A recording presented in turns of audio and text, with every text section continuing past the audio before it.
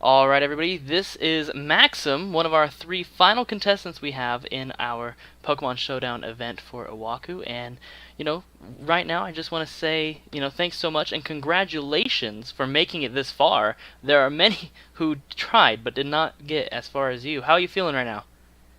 Oh, I'm doing quite well. Thank you. That's good to hear. All right, well, let's go ahead and just jump into the question. So, you just finished probably one of the scarier matches that you've had to face, which is going against Panda for the losers bracket. And now that you have Panda out of the way, you have Snoopy to come. How are you feeling after making it? They will all fall before me. Well, No, I think I'm gonna do my best to get past them. Exidor definitely took me off guard with his team, and despite how much crap I talk about it, I'm definitely quite nervous to fight him again. Assuming I get past Snoopy, of course. But yeah. I'm feeling pretty good. Awesome. Well, let's go ahead and look at your team a little bit. So, what made you decide to use the team that you're using, and why did you think that it would get you not only through the event, but, prepare you for the finals as it is now? That's actually a bit of a funny story. I had actually been working on this team for several months, trying to make a OU team to try and challenge the ladder with, because I haven't been doing much laddering on Showdown since fourth generation. So, um, what it had started out as was a Mega Gallade team, since I had already tried a Mega Gardevoir team in game. But it ended up turning into another Mega Gardevoir team, and yeah, basically, I ended up looking at the team once it was finished and then comparing it to the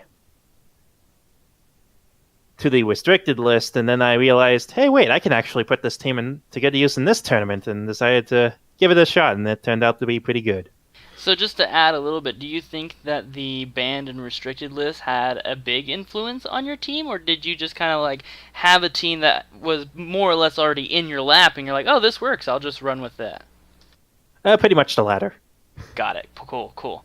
All right, so the next question I have, so the main event, basically the gym leaders, E4, and the champion facing them, who would you say was the most difficult hurdle you had to jump over? Who was the most challenging person you had to face in the main event, and why?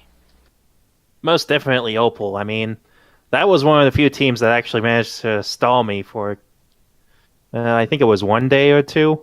Huh? Basically, I had to fight it several times, and or is it a him?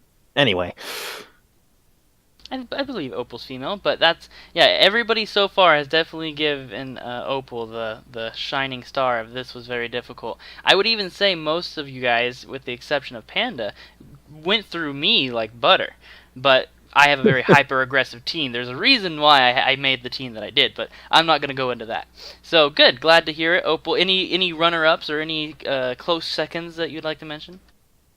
I'd say you had a pretty difficult team. I think I got pretty lucky against you. I think you Yeah, had told me I think that you didn't expect me to keep Hyperia in so long, and then that basically ended up starting a big chain of events that. yes, I remember very clearly. Yeah, I thought, oh man, there's no way Rapier's gonna switch out, and then that just was ruined me. So that was good. That was definitely great. I remember our match very well. So the next thing is kind of reflecting on the event now, going through it as a player. Now you're in the semifinals, looking at the finals, hopefully.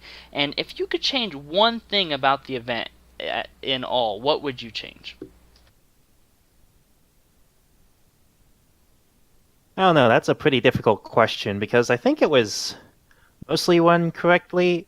I mean, I think the biggest issue so far has just been a lot of people haven't been able to fight the gym leaders as such. That's why the whole Hmm. event had to the runners up event had to happen, and I mean, I was lucky enough that I had a fairly free schedule throughout most of the competition, so I was able to take them down pretty much any time I could do it. But Yeah, that was Yeah, the definitely, other one of the issue. harder things about this event is, when you're coordinating with, 12 other gym slash Elite Four members plus all the other contestants. It's always hard to make everybody's schedule work out. It's not like your handheld where you can pick it up whenever you're ready, or even Showdown where you can just log in and play when you want. Yeah, So, definitely.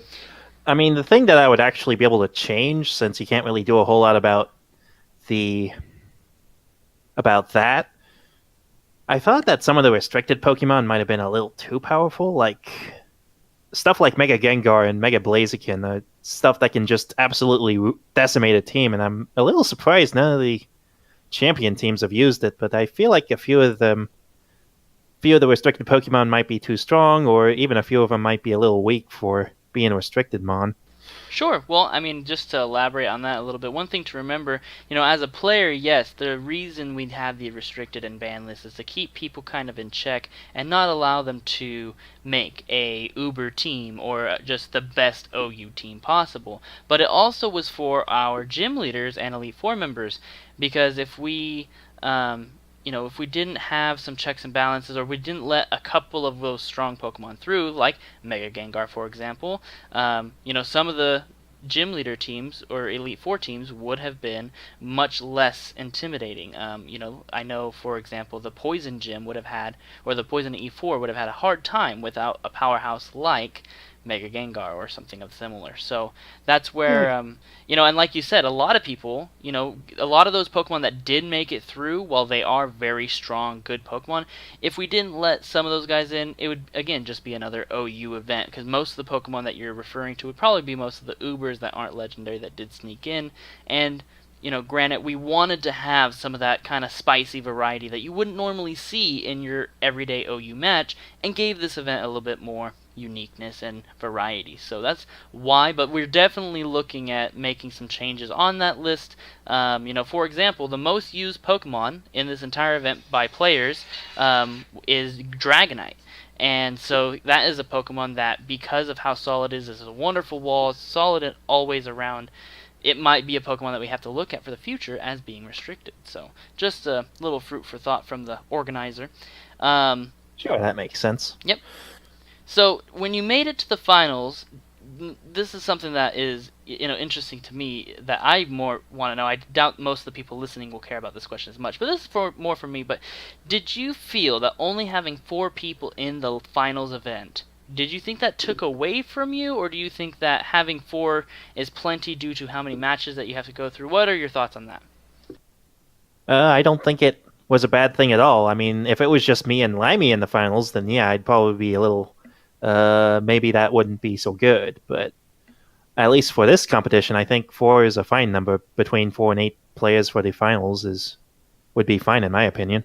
Yeah, with how many people originally applied and originally went through, we were expecting a finals event somewhere between the 8 and 16 mark, which would then probably make it a more of a single elimination. But because we only had 4, that's what kind of spurred us to make this a little bit more interesting and do double elimination. So, yeah, good thoughts there. So we are planning to do this event again. Yeah, I'm most certainly wanting to host this again. I think it was a lot of fun for everyone that participated, and I think that even next time we'll have enough figured out so that it'll be even more fun for those who didn't. But the big crazy thing that's changing things for next time is come November, Pokemon Sun and Moon will be out. And thus, that's going to change the Pokemon metagame quite a bit, seeing how it's a whole new generation, new Pokemon, all these different things. But if you could pinpoint just one thing, what would you say the biggest influence from Pokemon Sun and Moon might be? I mean, I've been following that news quite a bit, and it's a little hard to say at this juncture what would be the most influential thing. Personally, I think it would be all the new Pokemon, like stuff like Type Null and Type Jangmu, Mm-hmm. however you pronounce that thing. And those sorts of Pokemon would be really interesting to fight against. And it could change the metagame. The Z moves would also be pretty interesting to watch. It's just a matter of how those actually work. Like, can you slap ice Z move onto a thing with, I don't know, hidden power ice or something like that?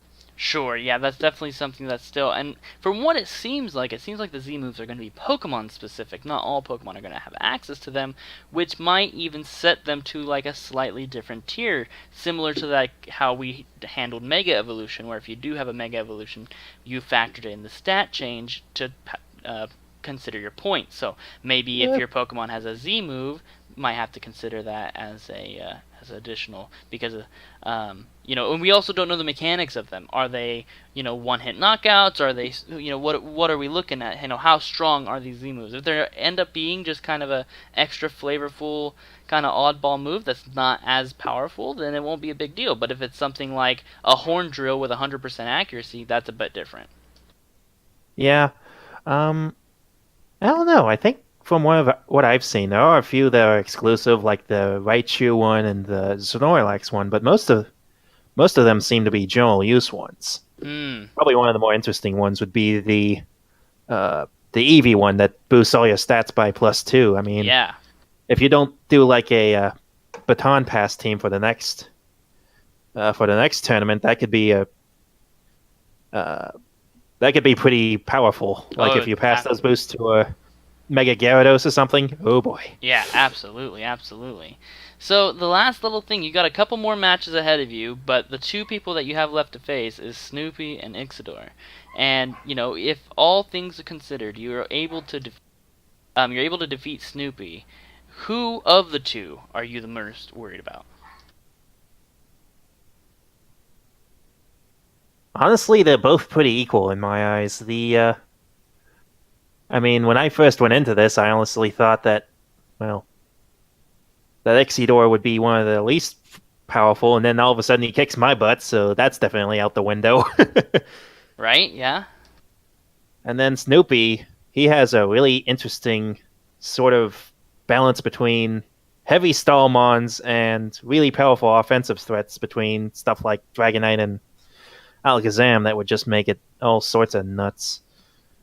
So I would say maybe Snoopy would be a little bit more, but honestly, Exidor is pretty solid as well.